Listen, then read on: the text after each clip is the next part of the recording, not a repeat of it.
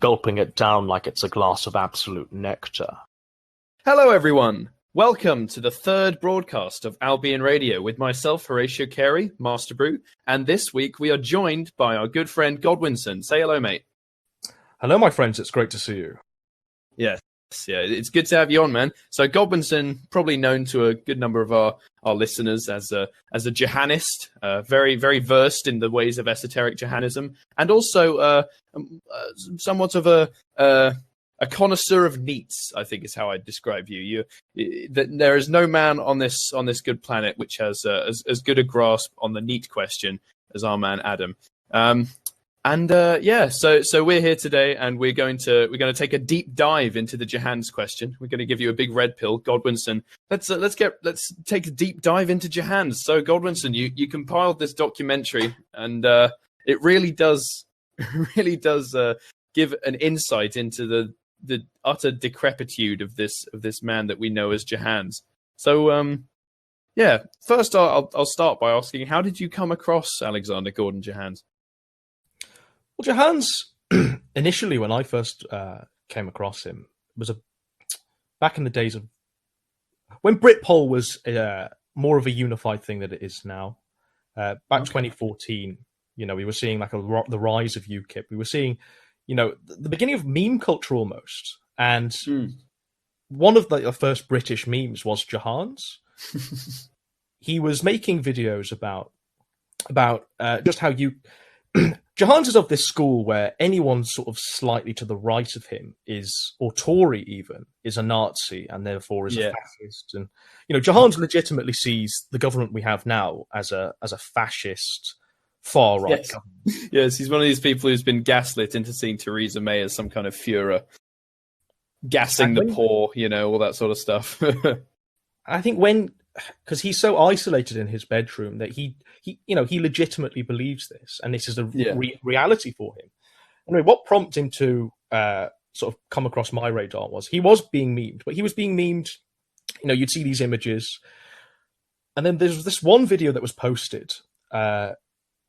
He's ranting about UKIP and how UKIP's all evil, and he's given up. He's given up almost the will to fight, and then he takes off his shirt. And he reveals himself. He shows off his body to the world, and he goes, "Here, wank off, UKIP voters. Wank off to me now. It makes sense. Vote green. Feast upon my grotesque body horror tits." And that's a direct quote. Yeah. I have not made any of that up. Well, while that may sound bizarre as it's being spoken, the actual image is far more viscerally disturbing than what I've just made out. Johans' anatomy is very unusual and very unique because it's not like anything you've seen before. Johans has a very rare disease called Kalman syndrome. Maybe it's wrong to call it a disease, but he has this thing called Kalman syndrome, which essentially meant he didn't go through puberty, and which all you really need to know are these three sort of facts. He has less testosterone than the average woman. He has very sort of canonical mammary-ish breasts. He can like udders more than anything. Yeah, it's very descriptive, Godwinson. It's very descriptive. And then the third fact you need to know, and it really will play into things later on. In fact, all of these facts play into his politics and just how he behaves. But the third thing is that his genitalia, he self-describes many times as being 2 Tic Tacs and a slightly larger Tic Tac. Don't forget, he didn't go through. And so I saw this figure, and you obviously see him show off his body, and then suddenly everyone is like, "Oh, this child in his bedroom isn't," because this looked like a teenager, just sort of teenage boy, just sort of ranting about UKIP, ranting about his dad, ranting about his parents, and then you realize that he's actually 23 years old. He's not gone through puberty. And I was under the impression he was maybe sort of 16, 17, something. Yeah. We should mention that Master Brew, you're not really an initiate in Johannism, are you? You're kind of new to this. You will be. Yeah, I have a sort of a base level understanding. I've done my research prior to the show, so I like to think I'm sort of well versed on Johans. Well, by the end of this, we'll have given you the full Johans pill. I hope. And I hope all the viewers at home will, or the listeners at home will have a better idea of what we mean, because Johans is our Christian, as well as Johans being our sort of definitive example of what everything that's wrong about England especially is all condensed into one person. I completely agree with you. He's a very uniquely English brand of a NEET and an autist. I think that's definitely true. The whole way he presents himself, he kind of wishes he was a sort of foppish, upper class gentleman of the 19th century. That's kind of the way he presents. But at the same time, he has completely none of the politics that a person like that would. And he doesn't make any effort to make himself aristocratic. He just sort of wears a fake suit and and acts like he's this aloof intellectual type. And of course he's a Doctor Who fan as well. I've met people who remind me of Johans in real life. As you say, he's a very English sort of phenotype of autist, if you will. And I think, as you say, he really does represent a great deal of the problems that afflict our society, especially in England, right? The whole neatdom thing. I think Johans represents a NEET that's too far gone. My whole shtick is that, NEETs have the ability to come out and become something greater or reclaim that which they've lost. Whereas Johans must rise up. NEETs must rise up. Whereas Johans would take that message and see that as something that's entirely irrelevant to him because he's too far gone. He's almost a wizard at this stage. And it's sad. Yes. If it weren't for vac beds, then he'd be a wizard. If you want to know more about what I'm saying there, just watch Godwinson's documentary on Johans. Well, I'm sure we'll cover a lot of this stuff. I'm sure, yes. So, we are of course lucky to have Godwinson on. He's riding a high right now after releasing his Johans documentary. It was a box office sellout, and he's got critical acclaim within the national press. So he's won 7 Noseberg Awards for this. He's the Norman Hollywood is just celebrating him. All up and down the place. Godwinson, he's a household name now. It's surprising that he's gracing us with his presence. People are shouting "NEETs rise up" on the streets of Britain. NEETs must rise up, and so they should. Anyway, just getting back to the sort of early Britpol threads. This is the turning point when we see Johans reveal his grotesque body horror tits. That suddenly everything becomes. He's just on more people's radar, and people are like, "Oh, what's wrong with him?" There's a medical guy in there. There's a medical student in there. Because we're all young lads. We're all like 17, 18. And there's a medical guy in there, and he sees Johans' sort of figure and goes, oh, this guy's got Kalman syndrome. And what we did as a team, as a group, one of the first sort of things I've ever seen of like Britpol being just sort of a unified presence was we trolled Johans to the point where we got him to see a doctor. We diagnosed his Kalman syndrome, and essentially we put him through puberty at the age of 23. That's quite a feat. I'm going to have to take a seat, boys. This is getting interesting. Has your thread put someone through puberty? Ask yourself that, Kraut Pol or Iapol or any of the other polls out there. Britpol has single-handedly put someone through puberty at the age of 23. Yes, and then after that, Johans he got his testosterone injections. He started getting that, didn't he? Which simply upped his aggressiveness. Didn't seem to change him that much, So he goes from this teenage boy, essentially, with like, I talk like this now, and what I will say is, sort of after the testosterone and before the testosterone, there is a definite physical change. Yeah. But what we see when he gets the testosterone is like the manifestation of all of the stuff he's been thinking about. Yeah, suddenly, all of a sudden, he's just like, get rid of the fucking niggers! Yeah.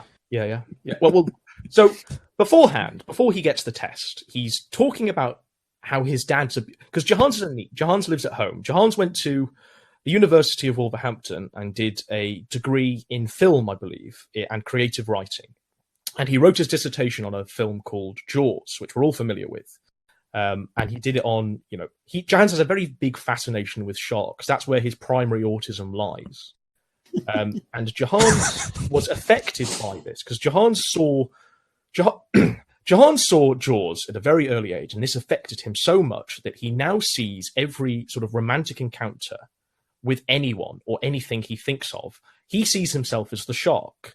So this is why Jahans is so much into vor. This is why Jahans wants to eat women. This is why Jahans is so... We're getting a little bit ahead of Pardon? ourselves.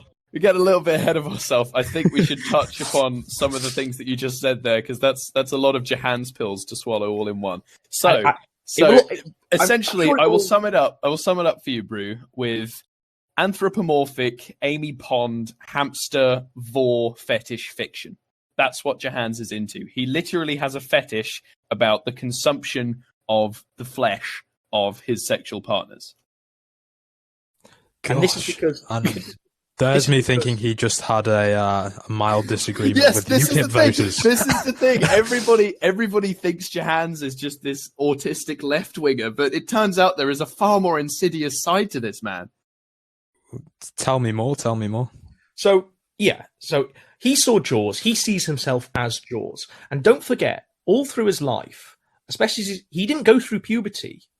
So the way he'd manifest his sexual fantasies and his sexual desires would be by exercising them in a way that's completely different to how we would. So Jahans wouldn't just have a wank and have done with it.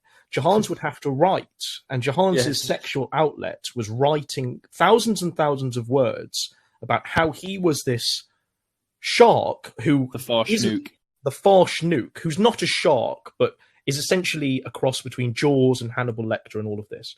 Anyway, the further Jahans goes to the point where each day that passes where Jahans can't sort of have a wank because he's got 2 Tic Tacs and a slightly larger Tic Tac. Each day that passes, the fetishes become more extreme and the sexual release becomes more extreme. Deary me. Now we also have running parallel to this. This is all pre-test. This is all pre-B. This is all pre-Britpol. This is all pre. This is pre-Jahanism. This is before the guys on the Daily Show encountered him. Yeah, and we'll get into the Daily Show stuff because the Daily Show stuff leads directly on from what I've just. It's amazing. It's a really good saga. This is a Jahanic canon. This is turning into something really good. I like this, and I love how I did not know how ignorant you were on some of the more disgusting elements. I didn't know how many elements there were to this. Gosh. Well, taking a deep dive, and you're coming along for the ride, whether you like it or not, Brew. I've made myself a brew, and I'm sitting down. Ready to digest. Running alongside our sexual development almost is his fractious relationship with both his school and his parents. I think this is largely due to his autism that wasn't really... Jahans doesn't see himself as autistic as the rest of us see him as. And I think that's a big problem. And I think also Jahans wasn't diagnosed with this Kalman syndrome. Like, it completely passed him by. No one around him told him that he, or even recognized that he hadn't gone through puberty, which is really shocking. And I think it really informs just sort of the character he is. Anyway, he's going through school, and Jahans sees himself as this. Jahans went to a Church of England school, right? And he does this whole. I'm an atheist. I'm an edgy atheist. I'm Christopher Hitchens. I'm Sam Harris. And so he does this, and it's the most contrarian sort of view he can take. Not because he's legitimately atheist, but because he wants to exist outside the norm. Anyway, this alienates people early on in his life. He goes into secondary school, and his just sort of ability to just sort of be this monster, because he's very autistic basically, and he's got these sexual fetishes and desires. He's talking about how he's fetching in pets, like he fetched in like a dead rat to school. He buried like his live goldfish. He's people like the kids are sort of saying shark at him, and he's getting triggered because Anyway, this has all gone on at school. Jahans walks out of school at the age of 15 and never comes back. Yeah. And another memory from school, which might give you a window into some of his more sadistic and violent tendencies, in fact, is something that he recanted to you in those famous interviews you did with him, Godwinson, where you said that I remember smashing the head of my worst enemy against the pavement, screaming, "Why won't you die?" Yeah. So what I'm trying to paint here the thing I'm trying to paint is that there's always been some sort of victimhood to Jahans, no matter where he was. When he was at primary school at that Church of England school, it was the Christian teachers. When he's at secondary school, it's the bullies. And it doesn't matter who you are. Jahans is always going to present himself as the victim. And this child got right. He's saying, I remember smashing my enemy's head into the ground screaming, "Why don't you die?" This was a 10-year-old boy. Anyway, Jahans he goes to secondary school. He walks out of secondary school, never comes back. But what he does just before that is the school, and this is all in videos, these are direct quotes, but the school, because Jahans is going around, he's seeing everyone as a bully. The school give him a bully book, right? Which you jot down who's bullying you, and the teacher can look at it. Within the week, Jahans had filled this bully book up page to page with almost everyone's name in the school. And the school, he handed this to the teachers and he said, "Why aren't you doing anything about this? I'm being bullied." And the problem was that the school thought that, and these are Jahans' direct quotes, the school thought that Jahans was going to pull a Columbine. Oh, God. And Jahans comes into school one day. This is the day before he walks out. Jahans comes into school one day, and there are 2 policemen at the school gates, and they search him for a knife or a gun. And because they're that worried about his behavior, bear in mind, this is a 15-year-old lad who's already at this point 6'3", Yeah. We should also tell people Jahans is bloody enormous. He's a big lad. The thing with Kalman syndrome is it doesn't really take away any sort of the height or the large aspects. It just adds tits and shrivels your tic tac. It's a very unusual. It's a very unusual syndrome, and you'll only ever see it in people who are on the fringes of society. In fact, Jahans is such an outlier that he is this. The fact that we can talk about him and recite his life just shows how much this syndrome has sort of catapulted him. It manifests as such a bizarre-looking phenotype, this great lumbering. Of course, his posture is awful. You see him just hunched over with his bloody tits hanging off. And it's just this bizarre creature that Jahans is. He's a force of nature to look at. He really is bizarre to encounter. I mean, you look at his other family members. I don't want to dox them or anything, but they're not odd looking, especially. I mean, they might not be beautiful or anything, but Jahans is just a truly bizarre looking character. And you mentioned the animals, this sort of obsession he has with killing animals. That's somewhat worrying. And the obsession isn't just killing Master Brew. He has, or he the obsession isn't just with killing Master Brew. With killing, Master Brew. Yes. Anyway, the animals he had, right? Because don't forget, he didn't go through puberty. He didn't watch porn. He didn't go through the normal development of things. And so, bear in mind, he sees himself as the shark, and he has to see himself as this ultimate aggressor, domination type in order to get anywhere. It's the ultimate overcompensation.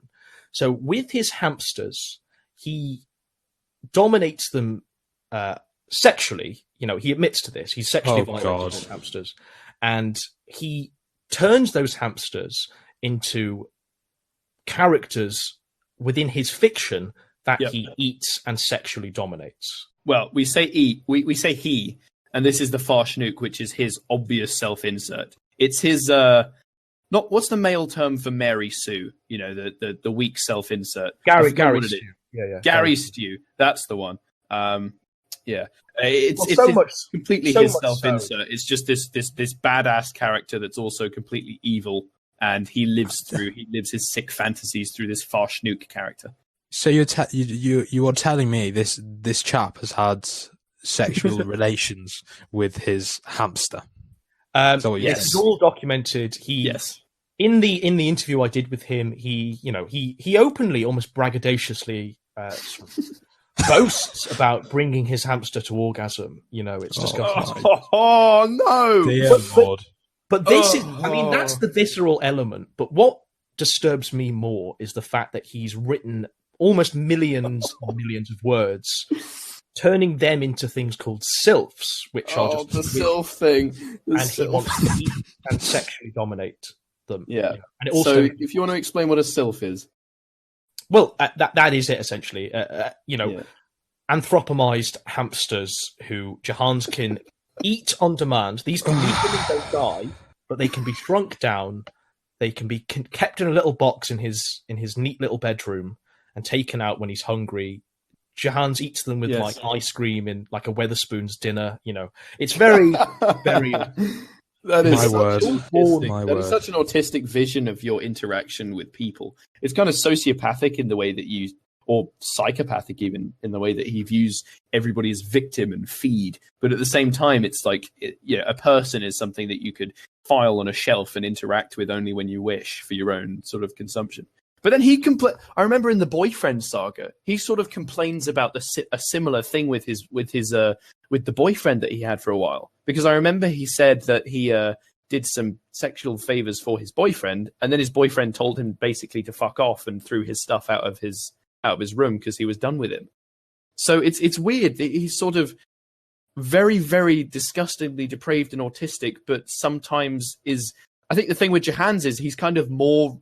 I know this is going to sound bad after what we've just said about him, but he's more relatable, I'd say, than someone like Chris Chan, who is just so autistic that it's hard to relate to him. He's in another universe. The thing with Jahans is that he has semblances of normalcy on some levels. Just amplified to the nth degree. Yeah. Yes. Yeah. Anyways, would you say he's somewhat self-aware? No. Yes, definitely. Yeah, he's far more self-aware than Chris Chan, who doesn't even, he's very, Chris Chan's mental. I think Jahans, now people will disagree, but I think Jahans is quite intelligent. Oh yeah, I think so. He has the ability to, I can't. He's made thousands upon thousands. He's been doing this for 10 years of videos where he's just spoken to the camera about a topic for, 2 hours, 2 hours and a half. And it's very rarely off topic. The moments where it becomes off topic is the moments where we, as esoteric Jahanists, can weave this lore together. Don't be under any illusion that I got all of this story from one video that he made. I've sat through it, all of it almost, and weave together these little grains of truth. I just want to go back to him leaving school because this is important. Yeah, he walks out of school, doesn't come back. I think he does his GCSEs, like that's it. He leaves school, doesn't really go back. He sits at home, and this is his first sort of interaction because his dad's retired. His dad's very recently retired, and his dad had this very sort of high-pressure job, did really well in his career, and now his dad is writing a Book called Coggrell's MILF. Coggrell's MILF. Freudian slip. That's a nice plug for our man Coggrell's MILF, though, who makes thoroughly good stuff. I mean, that's just absolute nectar. Yeah, I always have Coggrell's MILF on the show. Anyway, Jahans' father is trying to self-publish this book, and the book. All you need to know about it is it's about Keith's it's about Jahans' dad's self-insert going around the English countryside, making women drunk and sort of cavorting. Really? I did not know that was what that was about. That's bizarre. Well, I mean, that's a very sort of rudimentary thing, but I'm trying to link it to Jahans' fiction. Yeah, no. I'll just that's a sort of very toned down, more normal version of the Farshnook. Yeah, I mean, the reason I think another reason why Jahans feels so confident to write and publish, I think it's because it stems from his father and that culture is there at home. Anyway, Keith Jahans' father is this old man, basically elderly, retired, just enjoying the sort of dying days, right? And he's going around, he's going on little holidays, he's just enjoying his time. He's watching Emmerdale in the kitchen, he's not a malicious man, but Jahans has to characterize him as this ultimate oppressor individual. And it's almost as though Jahans has this sort of teenage angst towards his dad that long outlasts any sort of teenage angst that we have gone through. And almost to the point where it's a very toxic relationship, the sense that Jahans is constantly raving into the camera about his dad about his dad is abusing him. He shaves his own head, and he wraps the sort of clippings in a towel. And then Keith comes downstairs, and Jahan's just throws the towel at Keith, and Keith drops the towel, and Keith calls Jahan's a baby. And Jahan's doesn't like being called a baby because it undermines the very, very fragile sense of masculinity that he's constructed. Anyway, test happens post-event. What do we think's going to happen now that Jahan's has testosterone? Now that he's got probably the strength and the sort of drive behind him to make his thoughts happen. Well, he's going to become more aggressive, isn't he? He's going to become... Yeah, well, some might think that maybe his tits would shrink and he might become an actual man, but... Well, what does happen? Well, what happens is that this lovely elderly man, who's the originator of the absolute nectar meme, he becomes the subject of Jahan's ire, and he becomes almost terrorized within his own home. This is a home he's paid for. This is a home that he's paid the mortgage on, and he's just trying to enjoy the last days of his retirement, really. And Jahan's, at 23, new, fully tested up, starts to, in his own words, find out how easy it is to throw dad around. He starts throwing his weight about, and the one event that I just want to talk about is that Keith came home one day, from one of these outings to like a garden centre. I don't know, something what you'd imagine your sort of middle class old man to sort of do. Jahan's is upstairs. Jahan's hears him. Jahan's is so triggered, he puts a timer. He sets the timer for 15 minutes, and he shouts. This is all filmed, by the way. He films this. He says, "I set the timer 15 minutes to get out of my fucking house." And Keith's downstairs. Jahan's 15 minutes are up. Keith sat downstairs. He's watching Emmerdale. He's got like a white chocolate Magnum in his hand. Jahan's goes downstairs. He calls it, he says, "I went downstairs and I hugged the fucker to show that I could lay hands on him." And then Jahan's, from this hug, he essentially lifts his father up. This is how much strength, by the way, Jahan's has got with testosterone.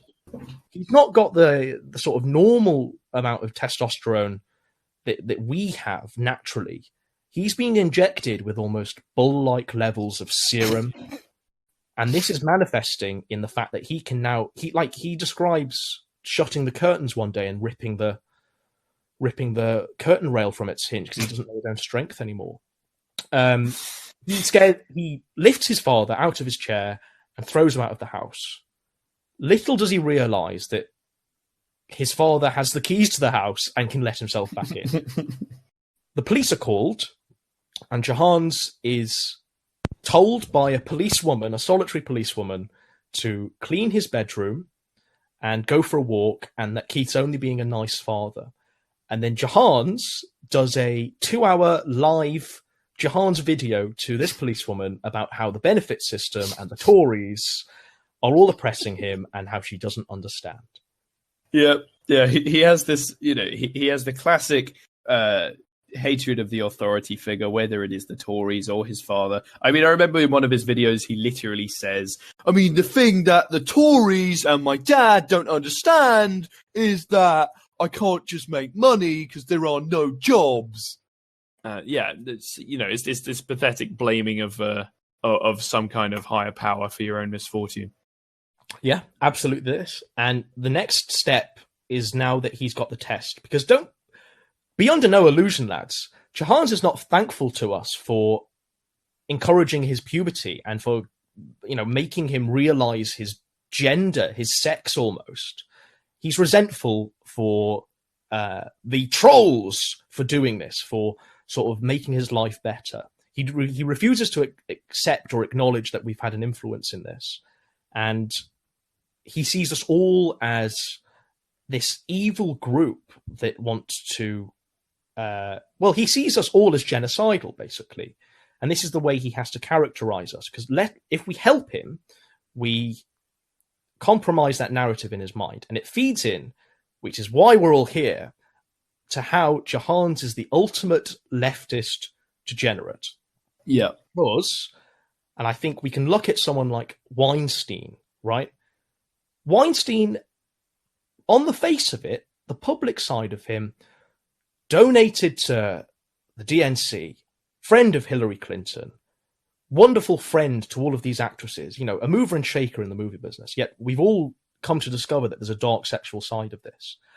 Jahans has all of this, but it's all in the open. So on the one hand, while he might reach out to someone like Jim Sterling or Laura K. Buzz and say, I am your champion, on the other hand, he's written this fan fiction about them, which he's presented in the hands of this transgender lady, if you want to call him that, and said, you know, this is for you. By the way, I've written you both as cannibals, and I've written a way for you to become... So we should give a bit of background on this. So Laura K. Buzz and Jim Sterling. Jim Sterling is Jahans, but he has a Patreon and he makes videos about video games. That's basically Jim Sterling. He's a fat fuck. You know, he's a degenerate. Makes shitty videos about video games. Jahans is idle because he manages to do what Jahans does, but make money, basically. And then Jim Sterling has an accomplice on the Podquisition, which is something he does. Laura K. Buzz, who is a man that thinks it's a woman and got its cock chopped off, I presume, or something to that effect. And Jahans writes these heroes into one of his fictions and then presents it at a convention to Laura K. Buzz. Presents this filth, this utter disgusting, depraved smut about this transgender person, you know, consuming the flesh, or is it being consumed by Jim? I don't quite recall this one. Well, the contentious element with because Jahans pissed off the transgender community of the Jim Sterling fan base. Right. And the one bit that really got them was the fact that, because don't forget, like, Jahans has written this fan fiction because he loves these people and he wants to become their friend. Yeah. And he sees this transgender games journalist, Laura K. Buzz, as we would see Kate Upton or someone very attractive. So he writes a cure. She's just my jam. It's just his jam. She just wants to make it. I am familiar with that clip, so very interesting. But he wants to help her be a real woman. So he invents the cure for transgenderism. Now you may think, right, oh, that's well-meaning, you know, that's lovely, right? But the cure for transgenderism, This bit, I can't. is a very noxious mixture of, and this is how it's written: 10 centiliters of shit, 6 centiliters of cum, 4 centiliters of blood, 5 centiliters of piss, and then however many centiliters of spit. Oh. And he injects this into you know, this test subject, and this test subject comes from a man to a woman. Now, in my opinion, regardless of all the cannibalism that's present in that fan fiction, which is thousands and thousands of words long, it's almost regardless. I did not expect to hear regardless of all the cannibalism this week, I'll be honest. I think that that's the worst part, because it essentially says to these transgender people that you can be like, throw out your medicine and throw out your medical bucks and just start injecting shit, piss, and cum into you. Oh man, well, Dr. Jahans. The rabbit hole gets deeper and deeper. Yeah, the thing with Jahans is that there's just, as I said, there's just this whole layer of depravity that most people just have absolutely no idea of what's going on. And I think he is just, I don't think you can disconnect his depravity from his ideas, because this is what happens when there is absolutely no pressure from a society for this man to be upstanding. Do you know what I mean? Yeah, Horatio, am I correct in thinking that Jim is sort of almost a father figure for Jahans? Maybe. Godwinson, what would you think of Jim being a father figure for Jahans? I honestly don't think it's that. I think Jahan's No. Okay. rejects any idea of a patriarch because Yes, no, that's true. That's true. Yeah, he sees himself, don't forget, as a shark, and later when he starts watching Doctor Who, he sees himself as Doctor Who. yes, he's Doctor Who and a shark. That's it. Yeah, combined, and then Jahan sees himself as God, which is very in the multiverse. In his fictional multiverse, he is God, and that's the thing. There's absolutely no continuity between any of it. It's retconned all the time. It's it's just every story is just a setting for depravity and for his own perversion to manifest itself in this depraved manner. And then everything, and also, sorry, it's a space that he is allowed to do this because it's all without consequence in his fictional multiverse, right? Like the consumption of people does not kill them, so he can do the things that he wishes to do in the real world, but without those consequences. What I do think as well, just going back to, does he see Jim Sterling as a father figure? I think he sees Jim Sterling because Jim Sterling has all of these views that Jahan's has. Yeah. He's very definitely within that world. And Jahan's almost he copies Jim Sterling's mannerisms, but he almost has to copy Jim Sterling's politics in order to get, that's why he wants to see him, like Jahan's legitimately, he calls himself an aspiring feminist. He sees himself as like a champion of transgender. Like he sees himself to be trans friendly, but I also want to eat Laura K. Buzz. But so he emulates his politics. And I think a lot of it, the politics comes from Doctor Who, and a lot of it comes from this BBC-esque lot of milieu of sort of programs he's seen, and he's emulated mannerisms of certain fictional characters, and he wants to become that. But the problem is that Jahan's never really fits in with these left-wing communities because they see him as a monster. Yeah. This is where I want to talk about him being blacklisted by the Labour Party. Yeah. So he's making these videos in the wake of Jeremy Corbyn's... we all remember just how much of a shot in the dark it was when Jeremy Corbyn was, running for the leadership of the Labour Party. But Jahan's was very much caught up in the momentum thingy, leadership's thing, and he was making videos with his shirt off, with the tits out, saying, yes we can, and all of this stuff, Jeremy Corbyn, and really, really going for it. And I can only assume that, someone, because Jeremy Corbyn's leadership campaign wasn't very big. So I can only assume that someone very close to Jeremy Corbyn saw one of these videos and went, fucking hell, we can't have this. And Jahan's gets blacklisted, and the only reason we know about this is because Jahan's made a 3-hour video talking about, sort of ranting and raving about how he was blacklisted by the Blairites. The Blairites. And then he comes to the realization over the 3 hours. It's poetic, and I'm so sad it's gone. Then he comes to the realization that he can't join Jeremy Corbyn in heaven. He's too damaged.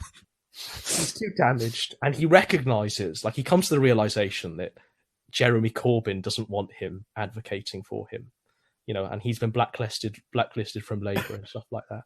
And then he makes. There's something very tragic about all the communities rejecting him, right? Yeah. That's the thing. Like the tragic thing with Jahan's is that in the early days of Britpol, and when anyone encounters this guy, they instantly feel sorry for him. And people listening to this might think that we're being a bit cruel. And actually, if they've heard some of the more degenerate stuff, I doubt anybody who thinks that we're being unjustly cruel at this point. But the thing is, I came into this feeling sorry for Jahan's as well. But when you learn about the depraved and sick and twisted stuff that he wants, and some of the stuff he's done with his family and all that, you just lose sympathy.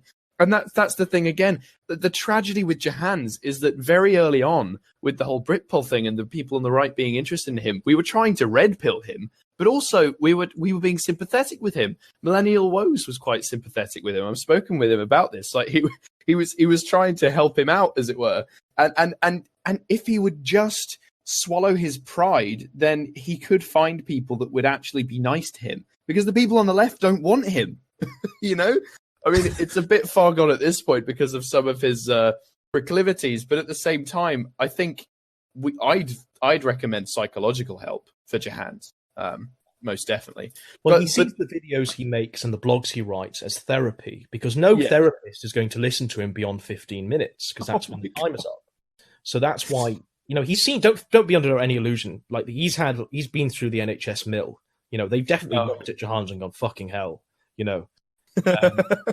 This is one for YouTube, lads. This is one for Godwinson. we can't quite cover this. We've got to hand this over to the Louis Theroux of the alt-right. But I think you've just raised a really good sort of part of the canon. Yeah. Woes and Mike Enoch, especially, Seventh Son, they all tried to reach out to Jahans, because obviously Jahans made a video called "Get Rid of the Guns," which we're all familiar with. You know, get rid of the fucking guns. Yeah, guns don't kill people. Dogs kill people with fucking gun. You know, it's the one where we get the famous Get rid of the fucking guns. Get rid of the guns. It is not worth it. People are being killed because of your gun. Oh no, sorry, because of your guns. What I think the audio misses from that is sort of Jahans' setting. Anyone that's watched a Jahans expression as well. Yeah, just realizes just how degenerate the setting is. I mean, Jahans makes these videos from his bedroom. His bed is never made because in like the wee hours of the morning as well. He's ranting and raving insanely as people are trying to sleep in his house in Woking. Yeah, his dad's just trying to get some sleep. You know, he's not got many nights of sleep left. And, you know, Thingy's just trying to, you know, he's ranting and raving because he's so worked up about, because when Britpol trolled him about UKIP and all of that stuff, Jahans took it really personally. He demonized everyone on the alt-right, anyone just sort of trying to help him as an alt-right infiltrator, alt-right troll, what have you. He makes this "Get Rid of the Guns" video. They're constantly playing it on the show, but what they're missing is the fact that Jahans, his bedroom, every time he makes a video, his bed is unmade because he's afraid of getting bed bugs, which I'm sure is completely, you know, outranked by the fact that he just lives in filth. He's got a bedside table which is covered in like a mountain of used cum rags, which he openly he boasts, like he recorded an audiobook of his fiction, and this was shortly after the test. And he pans the camera, and he shows us the cum rags and goes, yeah. Because now he can masturbate. Before he couldn't masturbate. Oh no. Now he can. Now he can ejaculate. And Lord. also in this "Get Rid of the Guns" video, Jahans is dressed up like the seventh Doctor Who, Sylvester McCoy, who's Woes' favourite Doctor Who. Make no mistake. So he's dressed up like this. And he's shouting, "Get rid!" He's put a jacket on. You know, he's really there for the event. The show guys, Woes, lots. Black Pigeon Speaks. I remember talking to Black Pigeon Speaks. They're all trying to interview him and get him on the show because obviously, you know, Jahans this is what the left is. You know, we can either show our audience what he's like, or we can get him on side. But what they, you know, and they do try, but Jahans won't have it. But I think what they come to realize, especially like Enoch in Seventh Son, they realize that Jahans' perversions go far deeper, especially when they look at the sort of sylphs and the farshnook and the cannibalism, and the father abuse and all. I call that layer 3 of Jahanism. Maybe it's a deeper layer. So the top layer you could say is that this guy's just a lefty. The second layer, or a sort of weird lefty. The second layer is he lives in degeneracy, and the third layer is like the fiction, I think. Yeah, the Jahans trifle of yeah, quite Jahanic trifle. Sorry, go on, my friend. So they've been sort of rejected by Jahans because they're not worthy enough. But what I do love about this part of the canon is that Jahans gives Woes a chance. Yeah. He watches about, I think he says he watches about 7 Woes videos. And look, when you watch Woes, this is a very relatable experience. Jahans describes how, he watched Woes and he was like, oh, he puts his words in a nice way. He's so pleasant. And he was soothing Jahans, in his neatdom as he's like, trying to play Skyrim as well as listen to Woes. And then, I remember not realizing that Millennial Woes was racist when I first encountered him. Sorry, go on. This is it. And this is Jahans' thing as well. Yeah. So Jahans is like, oh, maybe I can come around to this. And then Woes says something like, I think the most right-wing thing I want is I think I want to bring back slavery. And Jahans is like, what? And then he realizes that he's been tricked almost by Woes. And he feels really wounded, doesn't he? Wounded, yeah. And then he's like, give me Mike Enoch in the Seventh Son any day. Then this manipulative, I don't know what he calls, I can't remember what he calls Woes, but he really goes for Woes, and it's really bad, Vitriolic. But he doesn't like, so Jahans, because of his autism, he sees things in absolutes. Yeah. And if you don't fall into those absolutes, he'll try and characterize you as such. He'll try and characterize his father, who is in no way a bad man, as this monster in order to justify his violence towards him. And this repeats throughout his life. They're all trying to get interviews with him, and I think they lay off. They realize that there's something up with Jahans. But that doesn't stop Paul. Because now he's been brought to the attention of the American stateside. And I do remember almost hourly, there was a thread reaching bump limit on Pol, top of Pol, reaching bump limit every hour. And this is where Pizzagate happens, our very own English Pizzagate. Americans are buying pizzas for Jahans. They're buying them. And they're sending them to his house. Now, That's great. I think Jahans he ate the first wave of them. But it became apparent that I think a whole day was spent by Keith sending away these pizza vans. And then Jahans is... Keith is Jahans' father, to be clear. That's right. Yeah. But all the while, Jahans is ranting in his bedroom like, there's fucking pizzas! Get rid of the pizzas! Oh dear. And it's such, and this antagonizes fucking pizza. This antagonizes thing more. I remember being in a thread where I think about 100 Qurans were sent to him. Gosh, that's so creative. Oh, good lord, that's funny. All of this is sort of around this time, and then, and I this still perplexes me. Jahans sets up a Discord server, and then he's like, "Oh, come and shoot the shit with me. We'll go and have a conversation about Doctor Who and sharks."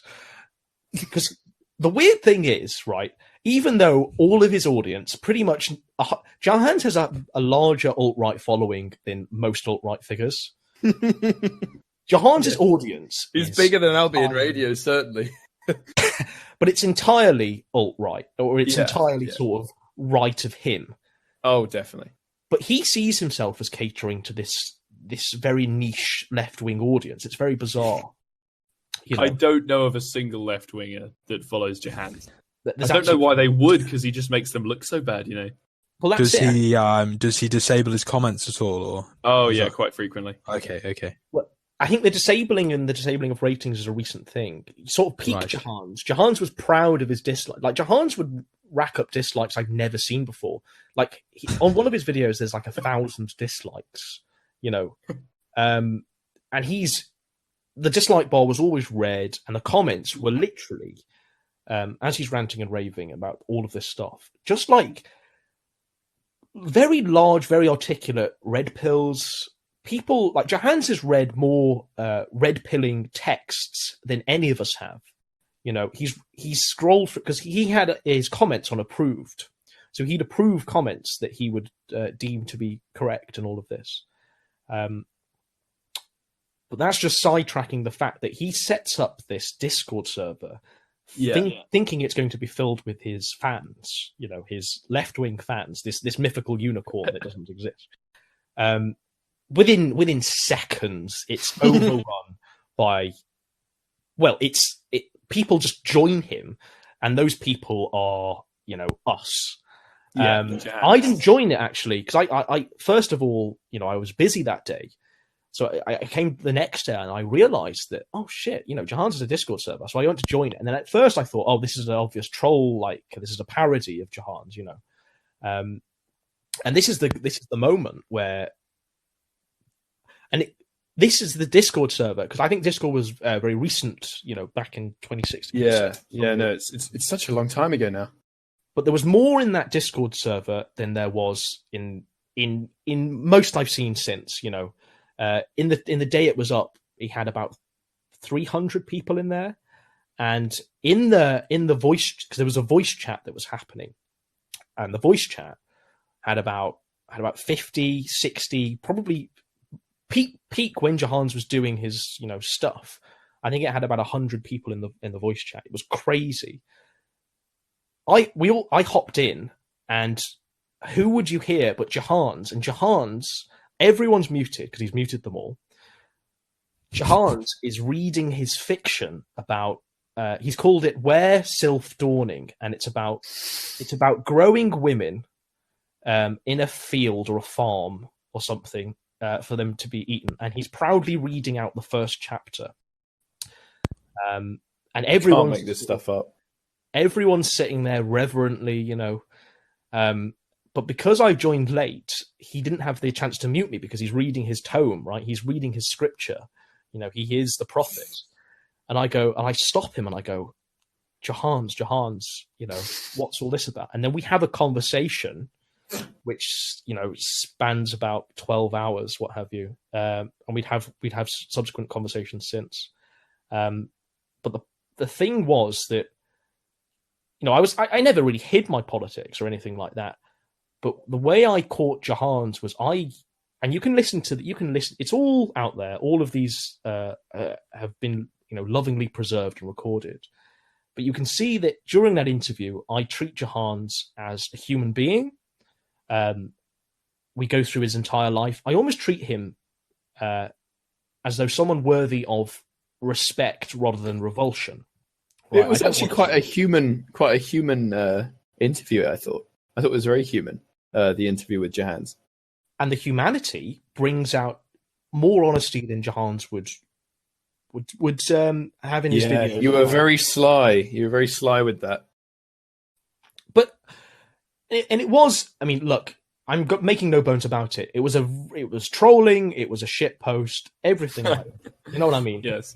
But Jahan's comes away from the interviews that we had, and because he has no social interaction, because he's got no one because he literally lives within his little Woking box, his bedroom, he starts thinking about this stuff, and he starts lamenting this stuff, and he starts really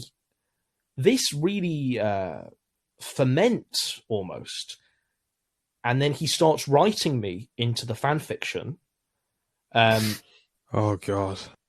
And now, like I'm his nemesis in the fan fiction. He's written lots and lots of them actually about me being raped and eaten and murdered, but both by his fictional character, by Matt Smith's Doctor Who, by Amy Pond. It's very autistic. But it's simply illustrative of the fact that anyone that's nice to Jahan's, or sort of what, because I'm a fan of Jahan's. I'm happy to admit that. I don't want any malice towards him. Me too. I mean, in spite of his behaviour and all of this, I could quite easily have a pint with Jahan's, have a meal with him, but I could break bread with Jahan's. I wouldn't have a problem with that. No, I'll echo that, and I'll also say that the thing with Jahan's what he does with his multiverse, I'll just make this quick point, is really similar to what you find Chris Chan and other autistic people doing, is that they draw just directly from other things. Chris Chan made Sonichu, is Sonic and Pikachu, literally just into one. That's his entire. That's his magnum opus, is smushing two fictional characters together. And in the same way, Jahan's, without any heed for lore, let alone creativity, just draws characters from all over different parts of fiction and dumps them in his multiverse. It's a very autistic approach. I for one am not publicly willing to endorse cannibalism, as these two chaps are, but I'd like to distance myself on that. Oh, what are you saying, that you wouldn't have a pint with your hands? Well, no. Well, what's I don't really receive you, mate. Like, how are we endorsing cannibalism? Well, he's engaged in acts of cannibalism. Am I correct? He hasn't actually eaten anything. Do we know this for sure, though? No, he's not. So he's not. Wait, Brew, do you think he's actually eaten people? I have a good feeling that he's perhaps maybe eaten a hamster or something. No, That's no. not quite So cannibalism, but so I'll just wrap all of this up in like a nice bow with the future sort of predicted. So recently, Jahan's has shut down. Jahan saw a documentary that I made called The Jahanquisition, which catalogues, him writing this Jimquisition fan fiction about Jim Sterling and Laura Kate Burns. He saw that, and in it, I very much definitely link him to his fictional character and say, it's so obvious, lads, look at this. Jahan's watched that, and now he changed his name. He calls himself Alistair Jakes, and on his Twitter, he has his username, Not the Farschnook. And his new tagline is, I'm not the Farschnook, I'm just the idiot who writes him. Yeah, which I find very bizarre. It's almost like Weinstein saying or changing his Twitter name to Not a Rapist. You know what I mean? It's very very weird. Yes. But sure. He's done this, and recently he deleted his previous videos. They're all gone. And he's trying to rebrand, and he's trying to, but the archive. He'll never stop. Like, he's recently just made a video called "Guns Are Bad." So, we're going back. Oh, I saw it. It's exactly what you'd expect. That's just standard leftism, which he just pipes. In the recent past, the sort of biggest saga that's happened, and the most funny, as it were, last general election. May v Corbyn. Jahan's was really riding on Corbyn, he was really behind him. He was like, yes. Even though he's not really allowed to as much as he'd like to, But, he was really in that. He was going, yes, I'm 25 now, I'm ready for change in Britain. We're going to bring down the evil Nazi, Tory, UKIP voters, and we're going to show them who's boss. And obviously in the run-up to the election, the whole strong and stable narrative was working, and I was shocked when May didn't have such a stonking majority as the papers and everyone else was making out, and I think everyone else was. But being on the other side of that, Jahan's was on literally. He describes himself and his mum and his sister. Jahan's was on suicide watch on the night of the election. He said he was going to end his life if Corbyn didn't come into power. Diane Abbott was just his jam. Abbott really just is absolute nectar. But do you know how they framed? How like Corbyn framed his loss as a victory. Do you know? How they oh well, we won more seats, or we had a larger share of the vote, or something like that since Blair, or something like. They framed it as a victory. So Jahan's bought into those sort of leftist lies. And he was slightly happy. And then his mum takes him to a zoo. His mum and sister go to a zoo. And he eats the animals, obviously. But Jahan's doesn't want to go to this zoo. Jahan's wants to stay in his neat bedroom and play Skyrim, or browse Twitter, or watch Many a True Nerd all day. He doesn't want to go out into the real world and engage in family activity. But to pick him up from this lull, his family have gathered round, and they're spending some money, spending some time. So they go to the zoo. And Jahan's deliberately, along every step of the way, he tries to sabotage the holiday. All of it's documented in a thing I made called An Englishman on Holiday. But it ends with him ruining his sister's wonderful experience of the holiday by he turns around and he just screams in her face, "I do not care, fuck off." And he really ruins. So that Jahans is still there. Jahans is still present, no matter how much he tries to hide it. And he may have disabled all of this stuff, but be under no illusions that any moment Jahans could come back in force. I'm sure. And that seems like a good way to top off this segment. And then we'll rejoin after a short break and just shoot the shit for a little bit, if that suits you, gents. Maybe move off of the very kind of taxing topic that we're discussing. By all means. Brilliant. Well, this has been absolute nectar, this segment on Jahans. Bloody hell. So, yeah, Brew, consider yourself fully Jahans pilled. There is one last thing I'd like to put to Godwinson on Jahans. Is it true that he demanded his mother pay him £50 to move a chair, right, and then he got angry when she only gave him 30?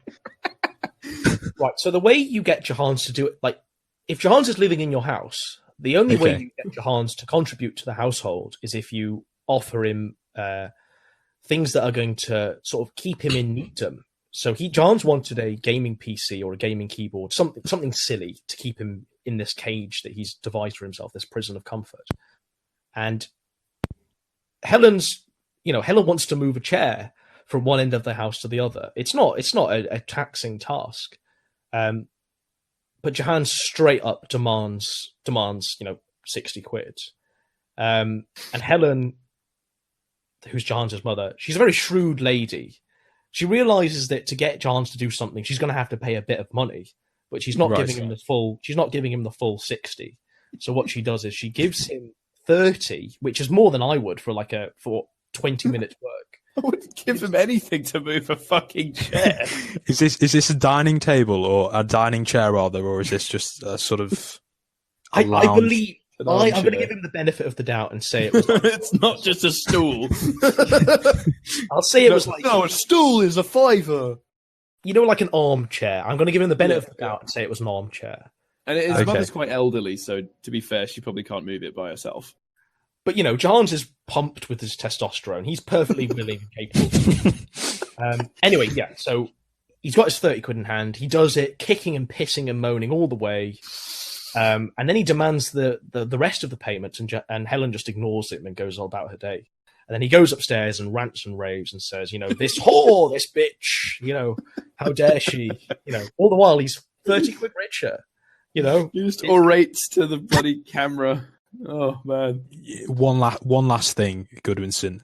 I've got written down here that he had his pumpkin smashed by a foreigner. What the bloody hell does that mean? The way I have so many questions. The way I, as an esoteric Johanist, have managed to sort of parse the truth of this is that Jahans spent one Halloween carving this pumpkin in, resembling a shark, because of course. Naturally. And this was the fruits of his labours of that day. It exhausted him to the point where, I'm going to give him the benefit of the doubt. I'm sure it was lovely. I'm sure it was absolutely. And he went to I'm sorry. It's so fucking weird. It's so particular. Everything about Jahans is just so particular. You never find anyone else that's so kind of, I don't know, idiosyncratic in their autism. I love it. He really is my fucking jam. He puts it out on the front porch. It's got a candle in it. It's looking good. Can we call this episode Shark Pumpkin? By all means, I think that's a good a name as any. So he puts it out on the porch, and he comes out the next day, and it's smashed. Oh no! Who could have done this? And Jahans looks out, of his window, and he just sees this random group of lads who he connects with this, smashing of the shark pumpkin, and That's the name of the episode, The Smashing of the Shark Pumpkin. And I think Jahan's, construes that they're Polish, and therefore, those filthy foreigners have smashed his pumpkin. Yet also, Jahan's is the champion of diversity and immigration, and how dare you want your country back? Oh, all Nazi UKIP racist voters. Good Lord. Yeah. Right, so that's the truth of the foreigner smashed his pumpkin. Well, brilliant. Well, that's a nice little story to end this segment on. I, Horatio Carey, am going to have to issue the very first official apology on Albion Radio. Now, chaps, last week, and it pains me to say this, but I made an error. I made an error of judgment. I said something that I regret. I called Dragon Ball Z a stupid cartoon. Now, I'm not going to lie. I was a little bit taken aback by the sheer amount of backlash that I received for this rather, rather insignificant comment. It was a bit of a throwaway, but I've been really thrown under the bus by a lot of the Japanese-inclined listeners, and I also, in the process, insulted a filmmaker, Super Eye Patch Wolf, who composed a series about or a video about this topic. And yeah, it was in my little rant about Bugmen. I sort of I came across this thing, and I decided that his passion for this cartoon was kind of pathetic. But upon reflection, I've been informed that Dragon Ball Z is in fact a work of art, and I've received this correspondence from my good friend Anton, which I'll just play now.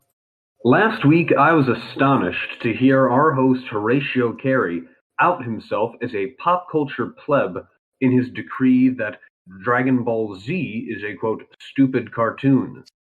Not realizing, of course, that this story is very Indo-European. The fact of the matter is that it tells the tale of a proud warrior race who are so wedded to struggle that they have an evolutionary tactic in which every time they almost die, they become stronger. Another element to this story is, of course, family, and how it always centers around warrior fathers passing down their knowledge, their technique, their honor to their sons. And what of the most famous villain of the series, Frieza, who is an amorphous, shape-shifting, androgynous ruler of a multicultural, multi-planet empire who is based off real estate sharks from Japan in the era that Toriyama was writing. And how is ultimate power obtained in Dragon Ball Z? It's through an explosion of dark emotion at the outset of loss, deep personal loss. So I think the lesson that can be learned here is that things are only going to get better once we tap into the Jungian shadow self. I've listened to Jordan Peterson. I think I know what I'm talking about. And I would highly recommend anyone listening to this now that it is your destiny to achieve Super Saxon 5. What I'm saying is that Dragon Ball Z is about much more than Chinese cartoons. It's about heritage and pedigree, tradition and history, and the fight against international global gayplex normanry. Well, I have been well and truly put in my place. It turns out Dragon Ball Z is albionic as fuck, and yeah, I was wrong. Horatio is a big ninny. Right, after that deep dive into all things Jahan's, it was quite comprehensive, but thoroughly enjoyable. I'd like to move proceedings on to one of Godwinson's latest videos, which was titled, Will the Ethno-State Bounce by the Ounce? And its theme is on living for the weekend. Godwinson, what was your inspiration behind this video? Were you drawing from past experience of bouncing by the ounce, or was it an onlooking experience? Well, first of all, I do remember seeing this video go viral. And I remember just being shown it by a friend and then just going, oh, look at this. And anyone who's familiar with Bounce by the Ounce, the video, it's essentially It's intended as a promotional video, like a promotional advert for this nightclub it's called Rooms in Preston, Lancashire. It's intended as a promotional video for that, but it has an opposite effect because it essentially shows the sort of nightclub regulars there to be sort of this Mos Eisley cantina of degeneracy, right? They all come in these different shapes and sizes. If you look in the sort of frames, if you can stop and pause it, and you can see that they're all drinking water because they're all on like MCAT or MDMA and all of this stuff, you know. And it's a mix of all ages, and it essentially is your sort of Jeremy Kyle show on tour. You know, it's that basically. Right. And my visceral reaction upon seeing this wasn't like just sort of point, laugh, switch it off. It stuck with me, and the whole idea that, because I recognise that this isn't an isolated thing. This is every weekend for most, or for some, English people. Certainly, we all know people who live for the weekend and live like this, who, you know, they earn what they can in the week. They're barely getting by. And the reason why they have no savings or don't live for anything beyond that is because they're spending it on, you know, 4 Jaeger bombs or you know, Corona on the weekend. You know, they're not living for anything beyond that rush they have every time they go to a nightclub, where they think they're going to pull. You know, they think they're gonna, you know, think it. But the sad thing is that, you know, 9 times out of 10 they don't have that experience. They keep coming back. They end up, you know, dejected and disheartened every time they go back. They're always lighter, and you know that the drink or the drugs they take just brings them to a new low. And it's all for one very specific reason, which I'll go into later. Is there a spiritual element to this, or is it simply monetary and living for the weekend, or is there a lack of spirituality there? I'd definitely say so myself. Well, yeah. So what I was going to go into was this: there's a lack of a divine patriarch. There's a lack of a sense that this life, this coil that we have at the moment, will go beyond us. And, you know, regardless of whether you're spiritual or not, I think you can recognize the value in preserving yourself, or sort of living a certain way for you know, in fear or in expectation of judgment of something higher than you. I think that's it's a thing that's really kept humanity in check, as it were. And I think now, in England especially, we're starting to see that fade away. We're starting to see it acceptable, you know, with 24-hour drinking laws, to be able to go out dressed like that, and we all know what like that means. Throw up in the street, drink until we can't see, and it's promoted in universities. It's promoted amongst our young. You know, we've all been participants of it. You wouldn't be classed as sort of a social, and you wouldn't even be classed friends with most students if you didn't engage in this culture. Exactly. There's almost there's no in between neat and socialite. Exactly. That's what I was going to say. How do we bridge that gap? There seems to be absolutely nothing in between Jahans and Bounce by the Ounce, right? You either have to be a total shut-in and a degenerate in that sense, or you have to be a disgusting, depraved, degenerate Bounce by the Ouncer. You know, there seems to be no in between in the society we're creating. Those who live for the weekend and those who live for 4 a.m. You know, and I think that's what's keeping, and it's certainly my message, and it's certainly what I'm trying to, hopefully, in my own very, very small way, reverse. I think a lot of neats, a lot of shut-ins, a lot of young guys are looking at things like Bounce by the Ounce, are looking at things like Jeremy Kyle, are looking at things just sort of, and then seeing them as hostile things, and seeing like, why would I want to be a wage cook? I've heard that phrase, and it infuriates me. My message is, I don't want you to go out and get a job and live like these Bounce by the Ounce creatures who, you know, 0-hour contract, yet when they have free time, they live like animals. You must live constructively. You've got to NEETs must rise up, but NEETs must rise up and not rise up and work at Weatherspoons or rise up and work at Sports Direct. Do something where you can have a creative outlet.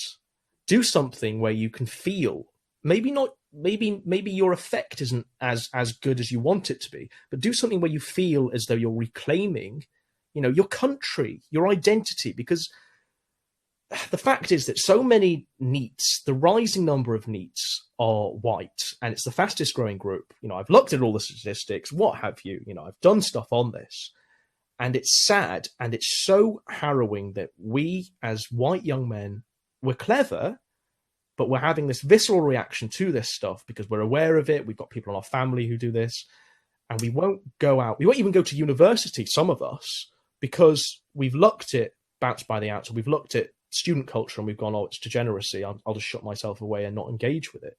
Whereas there is a middle ground, as Horatio and Master Brew have been saying.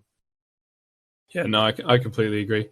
And I feel like the NEET is a creation of him who has been shut out of this culture in a way, because along with all of the degeneracy is an embracing of the left's social ideology, which is not just degenerate in like a sexual sense, but also in its full-blown LGBT shoving down everyone's throat. And the person that seeks to disenfranchise, I think, is the white European male, right?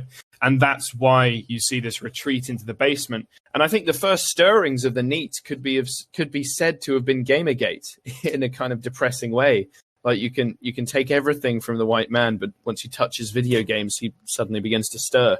And I certainly think that is what's happening. That was NEET's rising up in as token a sense as it is. And I mean, hell, maybe we're denigrating our listener base here, but I think that there's a good number of people who have been in that spot. I mean, I've not been, in a summer holiday, you have 6 weeks off. You might just sort of slide into this cycle where you're just going to bed at 5 a.m. every morning and just never leaving a screen.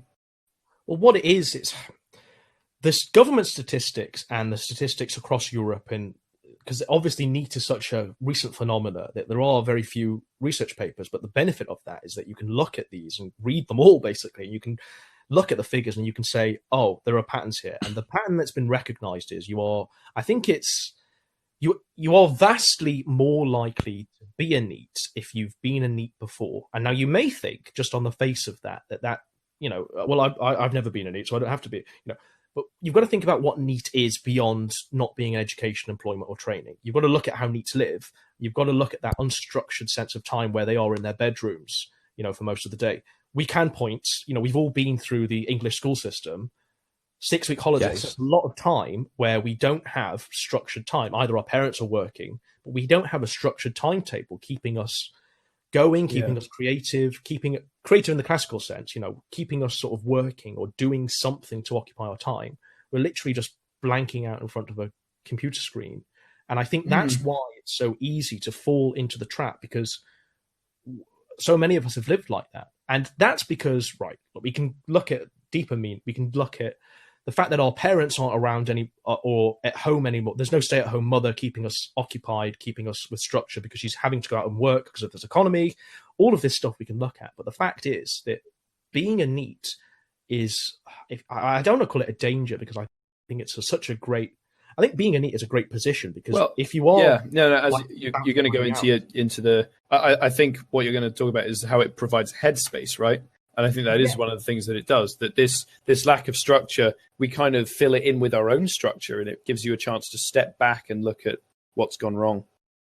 Yeah, you can do your reading, you can do your research. So many people, have been NEET and used that NEETdom, to red pill themselves. I hate using that term, but it's so effective in sort of conveying the ideas. But they've become familiar with the politics that they wouldn't necessarily be accustomed to if they were working, for the weekend. They were bouncing by the outs. If you look at Bounce by the Outs, which I encourage you all to do, the video that's got millions of views, look at that and you can see the people, and you can see that the fact that some of them, even at 40, even at 50, however old they are, they've never in their lives had a chance to step back and just sort of realize who they are or their position in this world. They literally do live for a nightclub or live for a pub, and they don't live beyond that. It's such a shame. Whereas being a NEET, in my opinion, is such a privileged position because you do have that ability to do. Well, it gives you what the aristocracy in times of old would enjoy, which is the lack of manual labor or any kind of labor really to engage in. You kind of, as I say, you have an opportunity to step back, and this does give you that kind of ability to be aloof and more reflective in a way, you know? It's also but at the same time, it can just be very destructive. It's a historical norm that, you know, the great figures within history have reached rock bottom, so to speak, before they ascend. It's that great ascension of being, which I think the NEETs are in a more prime position than the so-called bounce by the ounce folk. Yeah. And the fact that, you know, the rising number of NEETs, like I say, are white, these are people who, if they're kept NEETs, are going to be causing the sort of white birth rates to be brought down, right? Yes. It may sound alarming for me to say this, but if you actually think about it a bit more than the words that I'm saying, then you'll realize this to be a sort of harrowing truth.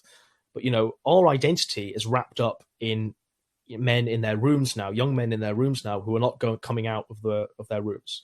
And the danger is that they become a Jahans, or they become a Christian, or they become just someone normal who shut themselves away, yet they're in their isolation, they've become distorted and twisted. And I know when I say NEETs rise up, it may sound cringy, it may sound like a joke to some, but I hope the message is there that, you know, NEETs rise up because we will lose what we are if they don't. I hope that. Yeah, we need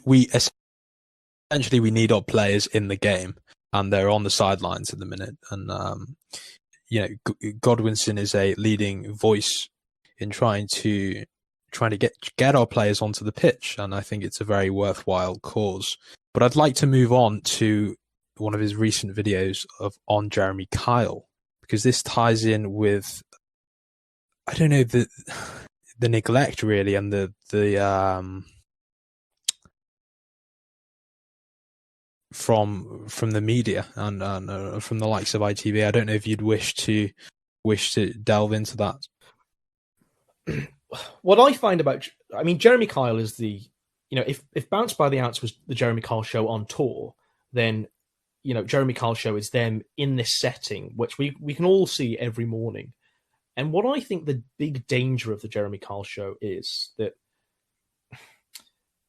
anyone that's sitting on the fence for the ethno state, for the Anglo state, for just reclaiming Britain, reclaiming our identity, anyone who's sitting on the fence, this show and shows like it point to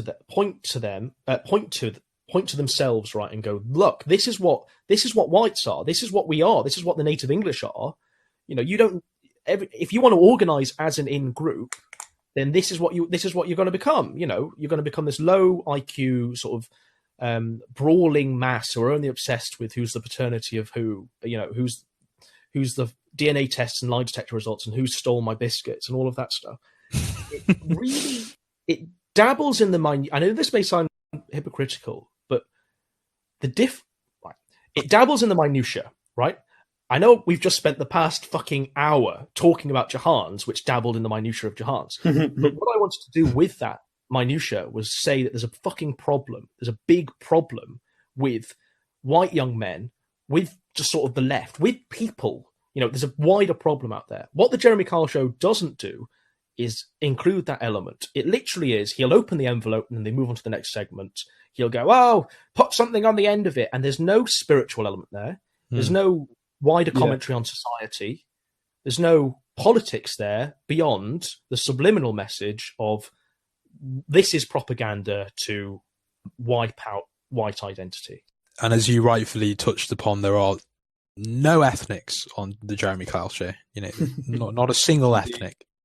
Yeah, and that's what it's supposed to do. It's supposed to give you, you know, this sort of, oh well, this is the face of the native British. You know, this It plays into the whole, people might say that nativism is this inbred thing or any of that. It really is disgusting. This is what happens in all media. The only people who are a safe target are the native stock, more or less. I mean, other whites, yes, to a lesser degree, but the British people are just the easy target throughout all of this media. It's utterly pervasive. And lads, also really disgusting. Make no mistake that, and you can look at the great thing about Jeremy Kyle show is that he has his audience right behind him, and that audience is the viewer at home also.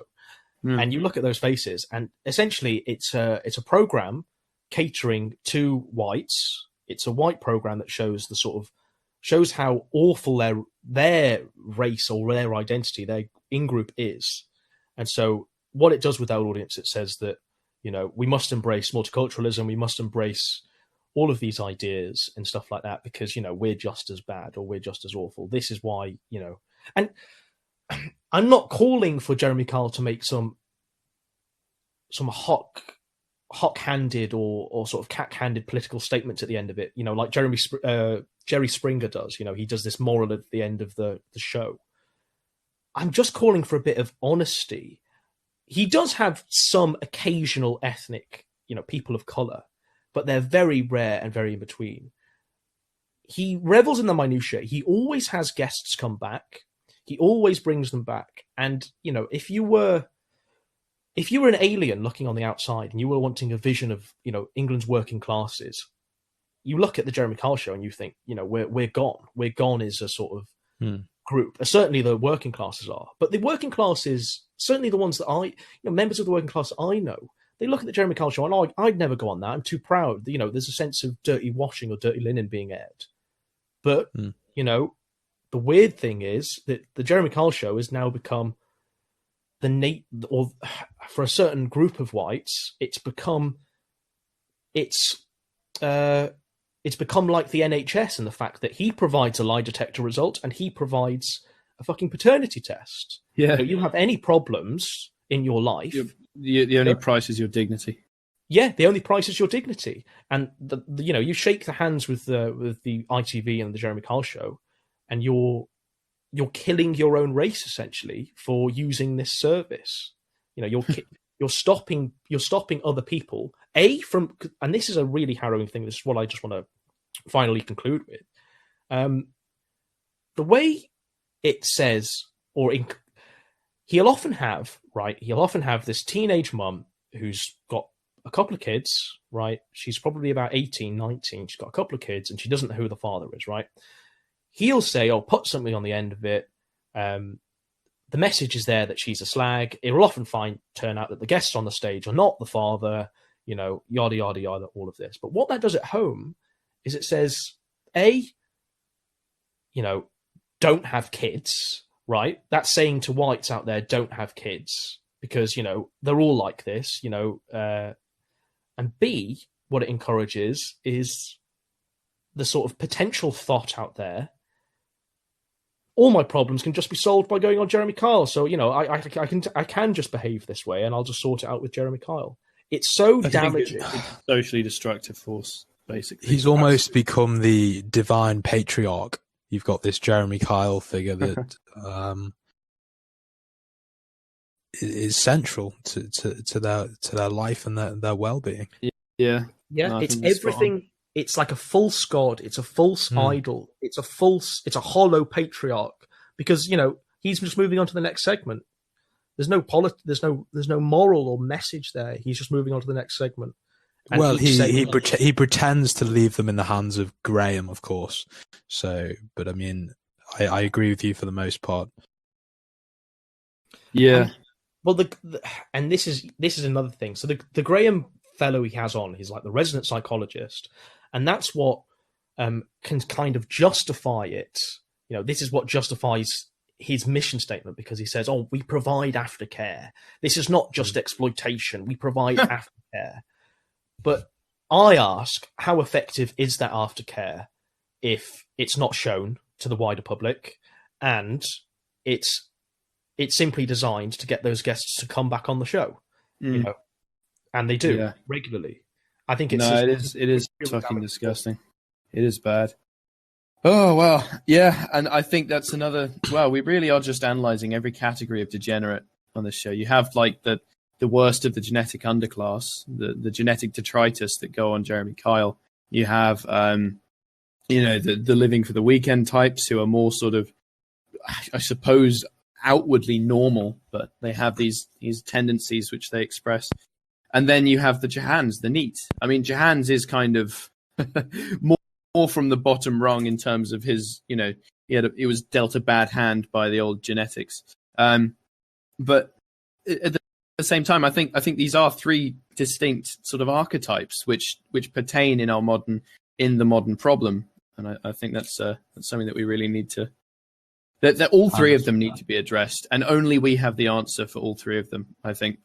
Speaking of archetypes and how we unite the archetypes of this island, I'd like to talk to Godwinson about his recent video on Christianity or paganism and his theme of unity and how we will achieve that through a spiritual means. What are your thoughts on this, Godwinson? How do we go about uniting? Obviously, this is the major point of conflict within the movement at the minute, is Christianity, paganism. How do we go about uniting these two fractions?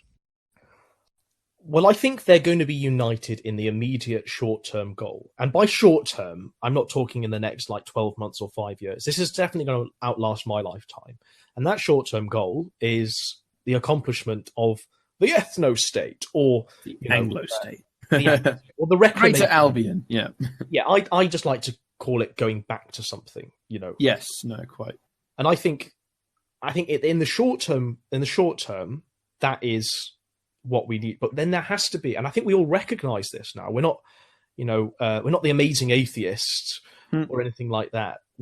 Or the armored skeptic. We recognize that there has to be a spiritual element to any governing of. Well, man is a spiritual creature, and to try and separate the two is silly. I mean, when you take away religion, something else fills the gap, inevitably.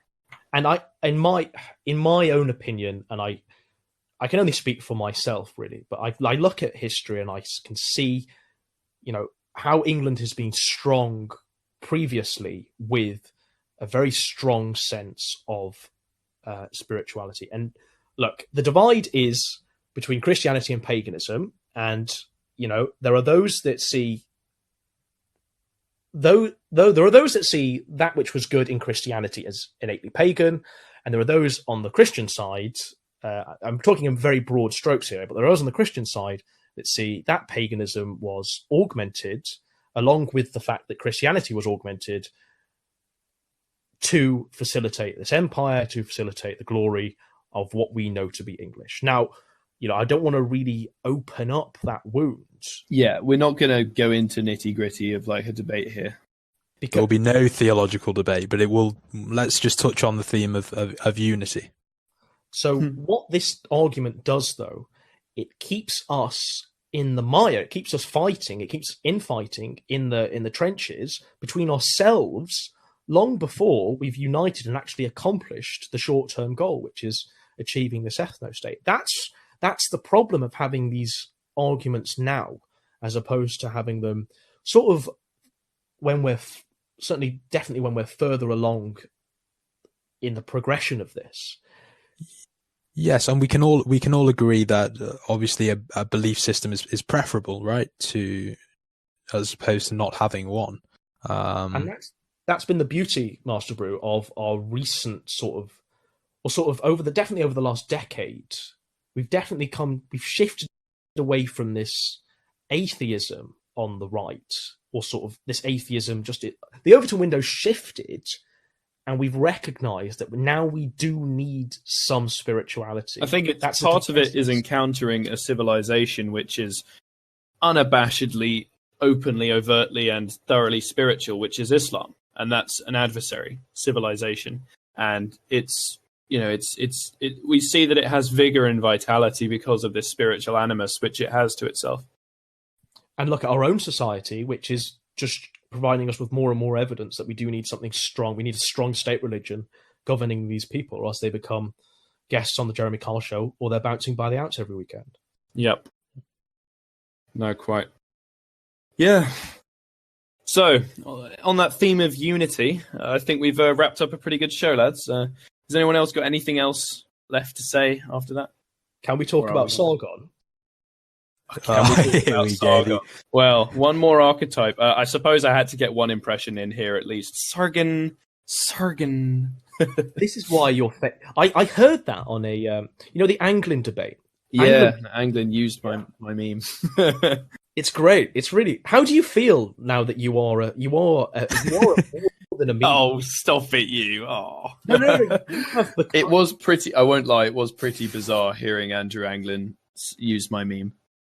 Well, Enoch's a big fan, isn't he? You have entered the zeitgeist of. Right. Oh, shut! No, I do silly voices. I do dumb voices. That's it. You're making me blush here, Godwinson. Come on. I heard a rumor. But don't stop. I heard a rumor, and you may want to cut this out. But I heard a rumor that Paul Joseph Watson has actually heard your impression, and he said, "Well, this is common knowledge, Godwinson. This is common not knowledge." A rumor. No. He was sent my impression by somebody I know who is in contact with him, and his reaction was just, "Yes, well, I've been a living meme for quite a while." So yeah, I'm kind of underwhelmed, I guess. You see, I'm the biggest fan of your Sargon impression, Horatio. I think it's your best one because it captures his indignation. Yeah, well, to be honest with you, when he was demanding respect. Yeah, I'm demanding respect from the alt-right. Well, to be honest with you, yeah, I am. And this recent meme we need to fucking properly pump out some memes here, bro, of him getting his his philosophy from Richard. Have you even read the Rome Total War loading screen quotes, Richard? Richard, you've got nothing. Oh my god, Richard! Oh my god, Richard! Yeah, we've descended into Sargon impressions. What did you want to talk about, Godwinson? Right, so I want to talk about now. So Sargon, the best thing about this year so far, it's definitely for me in my sad life, has been Sargon of Akkad and his downfall. For the longest time, Sargon was riding this smug, "I'm a big brain centrist. I have no ideology. I live in the realms of individuality. Anyone organising as a collective is a rabid SJW, and I needn't care about SJW. I've got to correct your grammar. We now say SJW. SJW. I apologise. I actually use SJW in my videos. Yeah. But and I know because I've spoken to lots of the lads in the Albion Radio voice chat. Sargon, for a lot of us, his Gamergate advocacy, all of this stuff was our gateway, was our entry. And we did like the fact that he was pointing at things and going, this isn't right. Look at these, look at the left, look at what it is. Except when we grew, when we evolved almost, we looked at Sargon and we wanted something deeper. And all he was offering was this very hollow, very postmodern, very vacuous. He was just critiquing. He was doing what the Frankfurt School does, or what Marx did. He was just critiquing and not really offering anything. And now that the liberalist thing has come about, and they are trying to offer something, they are trying to have a positive platform. We realise that it's just vapid, it's vacuous, it's just First Amendment type stuff, right? And also, like the liberalist thing as well, it's shown that it's just a personality cult around Sargon, and it shows how vacuous it all is. There's no ideas there, and that's the shame because his audience, I'm sure that many viewers or listeners of this thing, what we're doing now, will be aware of Sargon and will have sympathy for Sargon because he was their first way into this stuff, and they look upon Sargon as this tragic figure, this figure consumed by hubris, consumed by pride and honor and stubbornness, who won't evolve with them. And my thing is that I don't think that Sargon wants... Look, Sargon shares so many opinions with the alt-right. He's so red-pilled, quote-unquote, on lots of these issues. He recognizes that white birth rates are falling. He recognizes that immigration's a problem. He recognizes all of this stuff, yet he's still hiding behind this sort of civic nationalist, don't organize as a group, because he recognizes that if he were to come out as alt-right, he wouldn't be the leader of something anymore. He'd be a small fish in a big pond, and he'd have to bow down to people like Spencer, or he'd lose his audience because at the moment he's gatekeeping, and if he converts to that thing, then suddenly they look at other people and other people's stronger ideas and more cohesive ideology, and they realise that Sargon was a fraud. Which we do you reckon that's what it is? You think that he's just afraid of not being at the forefront? Sargon the Afraid. Yep. He's an Englishman.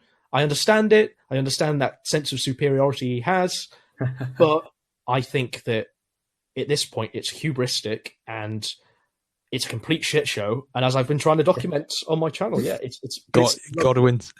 Godwinson, I enjoyed the title of your most immediate video, "Flirting with Traps in a Swindon Massage Parlour." It's just, poetic. Well, as well as Sargon, is it a rumor, or this whole no, this is all massage parlor thing? No, it's all verified. So Sargon,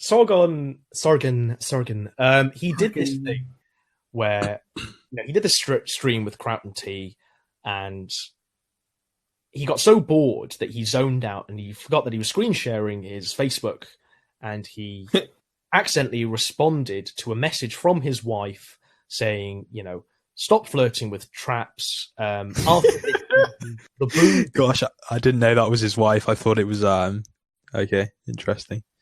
But she alludes to this thing called the booth incident. Now, I'm not here to make any sort of conclusions, because I think that would be maybe unlawful. But the rumours at the moment are that this booth incident connects to a well-known Swindon escort by the name of, and I won't reveal her first name, but her last name is Booth, and there is a link to this woman and this Swindon massage parlour that Sargon was looking at. Make of that what you will. Right. We shall connect the dots, I think. But Sargon, in this instance, Sargon releases a video on the Thinkery called "My Bourgeois Secrets," where he sort of he's showing the screenshot of him looking at, of that momentary flash where you can see him looking at Pornhub or X Hamster or whatever it was, and this Swindon massage thing. And he said, and like he's trying to laugh it off in the only way he can, really, at this point. And he's like, "Oh, I'm so bourgeois. Oh, I'm so, I was only looking for a massage. I'm so bourgeois. Oh, I'm so normal. None of this is degenerate. There's no squids here. All of this stuff." But it's a space-saving exercise, and now because obviously people are looking deeper. This all happened a few months ago now, but because Sargon's really attracting the ire of the right and just sort of everyone in general, people are digging deeper, and and it's a good way of trolling the liberalists who formed this cult around their leader. The more you make him start to seem imperfect, the more you sort of shatter their belief system, and you bring them over, hopefully, to the alt-right, and you bring them over to our movement where we can form a good and meaningful collective which is going to have some impact, not the impact of electing Sargon of Akkad as MP for Swindon. Gosh, there's an image. I wonder what his first policy would be. Gosh. Well, maybe it would be free happy end massages for every liberalist. I don't know. Who knows? Well, I think this is drawing to a natural close. It's been a thoroughly good show. We took a deep dive into Jehans, and then we shat post for however long we shat post for. So, it's goodbye from me, Horatio Carey, and it's goodbye from me, Master Brew. Farewell. All right, great. See you on the next one, lads. All right, blood. This is the finest dish track you've ever seen. Okay, listen to this, blood. You're gonna love this. So Vinny Struggle is a dish track to Horatio Carey and Master Brew. You're gonna regret ever messing with me, man. Master Brew, why you so fucking stupid? Looking like a goofy fucking dumbass. trying to start shit with Vinny struggle, then you know I'm gonna put you in a huggle. Yeah, you know that snuggle shit, I'ma snuggle you real hard till you die, man. You know the drill, bruv, I'm gonna kill ya and your family, bruv. That ain't no threat, that's a promise. You're making me angry. Yeah, I'm making death threats. What you gonna do about it? Report me, the feds can't get me, I'm indestructible. I'm Vinny struggle, mate, nobody can come to my fucking dick except suck it cause I'm big and hard. Vinny struggle, bruv, yeah, you know who I am, you know who you are, you're a faggot and I'm real hard and I'm real strong. Okay. Master Brew, you're unoriginal, your videos are shit, bruv. Go die in a pit, bruv. All the shit that you produce is so shit, man. It's just the same song. Fucking grandstand, is that what it's called? I don't remember. It's so shit and irrelevant. I'm super strong and I'm real relevant. 33 subscribers and growing fast, and then you're dead fucking channel, bruv. Yeah, I'm Vinny struggle. Yeah, I'm real hard. Yeah, I'm Vinny struggle. Yeah, I ball hard. Yeah, I'm Vinny struggle, yeah, I'm real tough. Nobody can come to me, yeah, cause I'm real strong. You are fucking fluff, love. I am fucking strong and tough. And it's in there, blood. Fucking do loads of crack and cocaine. That's the shit that I do every day. Horatio carry. You are gay. You need to be carried to the top. In your millennial words, a fucking Master Brew, you probably need fucking Survive the Drive and his whole crew of fucking bitch boys who suck everyone's fucking dick. They're all the same as Crow and T, they're just a little less shit cause they're British and that's it. Just know that. You're overrated, innit?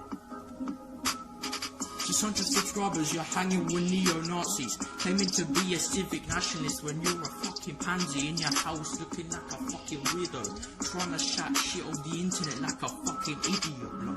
You're gonna regret it, cause I'm tough. Vinny struggle, innit? 2018, fuck. You're gonna regret this. Vinny struggle, I'm real hard. Vinny struggle, I'm real tough. Vinny struggle, yeah, I made a real tough things. Call me 2%, but I'ma beat you too senseless. You heard that, bitch?